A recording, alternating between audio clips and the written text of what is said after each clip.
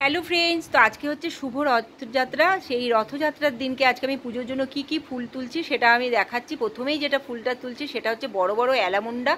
তারপরে তুলছি কতগুলো দেশি জবা। এখানে সাদা রঙের দেশি জবা অনেকগুলো ফুটেছে, তাই কিছুটা জবা তুলে নিচ্ছি।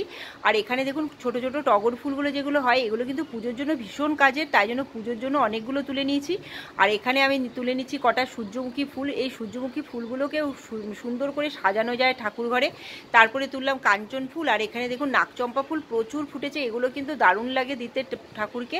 তারপরে যেটা তুলবো এ হচ্ছে লক্ষ্মী জবা ফুল। অনেক লক্ষ্মী জবা ফুল ফুটেছে। আর এখানে মাঝে মাঝেই বৃষ্টি চলে আসছে, তাই জন্য কি হচ্ছে, বৃষ্টিতে এই ফুলগুলো অনেকটা নিচের দিকে নেমে যাচ্ছে, ঝুলে যাচ্ছে। আর এখানে দেখুন রাজটগর হয়েছে কতগুলো, খুব সুন্দর থোকা থোকা টগরগুলো। আর লাস্টে এখানে তুলছি আমি অপরাজিতা ফুল। কি সুন্দর অপরাজিতা ফুলও অনেক হয়েছে।